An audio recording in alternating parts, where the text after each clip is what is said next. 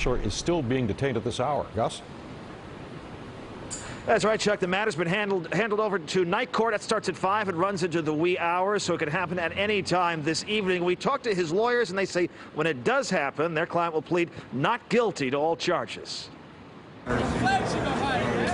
Protests outside the 66th precinct in Borough Park after HESHY TISCHLER was taken into custody Sunday night. The activist and city council candidate charged with inciting a riot and unlawful imprisonment. TISCHLER has become a leader of demonstrations in the Hasidic community opposed to COVID restrictions, but its attorneys maintain he's done nothing wrong. Our client is not guilty, and we're maintaining his plea of not guilty, and we're going to be fighting, and there's a lot of facts that are going to come out. Unhappiness in the Hasidic community has led to accusations of violence against a reporter who has covered the unrest. The journalist says he was kicked and hit in the head during a protest last week.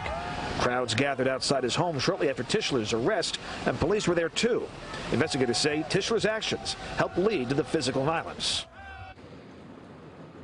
Again, accusations that he's denying through his attorneys at this hour. We have cameras in the courtroom, and we'll keep you posted as the evening goes on. We're live in downtown Brooklyn. I'm Gus Rosendale, News 4 New York. All right, Gus, thanks for the latest there. Now, COVID cluster enforcement is underway to curb that rise in new coronavirus cases. Over the weekend, a total of 60 summonses issued for restriction violations. That equals about $172,000 worth of fines. But most of those summonses were given at illegal gatherings outside of the so-called hotspot zones for COVID. News 4's Villeda in Borough Park with the breakdown tonight. This small church in Borough Park says it's been a big follower of the rules when it comes to COVID-19. But it's in the red zone, which means the amount of people who go inside, that number is restricted. The church and the Borough Park president calling on the governor to make changes on the rules. Praying for change inside a young evangelicals Christian church.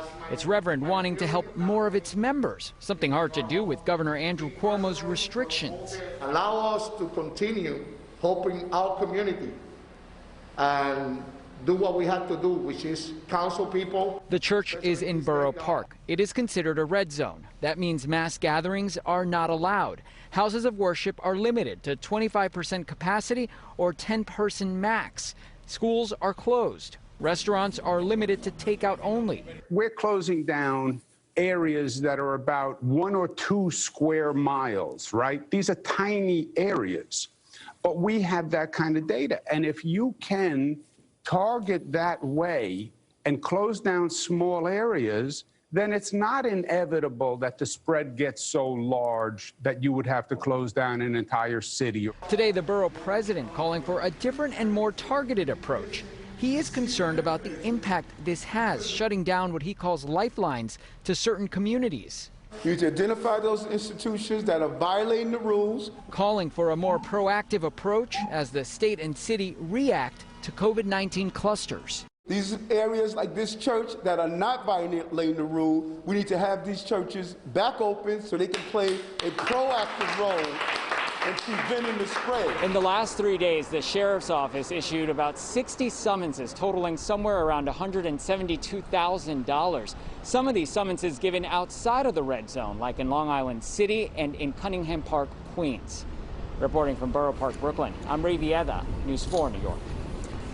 The Orange County Health Commissioner is barring public and private schools in one community from reopening this week because of a spike in the coronavirus infections there. Those schools serve nearly 1,500 students in KIRYAS Joel, many of them from Hasidic families. The Hasidic schools were already closed last week in observance of the Jewish holidays. Well, today the commissioner ordered the schools to stay closed for at least 2 more weeks unless the COVID positivity rate in KIRYAS Joel drops below 9%. We have some new information just coming into our newsroom. A Queens mother accused of leaving her newborn boy on the street is now charged with attempted murder and manslaughter. It happened over the weekend in South Ozone Park. Police arrested 23-year-old Sabita Dukram. Right now, we know the baby boy is in critical condition tonight. Officers found that newborn with his umbilical cord still attached. Dukram is also charged with assault, reckless endangerment, along with other charges. New at 6, there is some more trouble to tell you about for New Jersey's Motor Vehicle Commission. 3 facilities have to close this week because of COVID-19. Licensing centers in Patterson, Newark, and North Bergen each have at least one employee who's tested positive for coronavirus.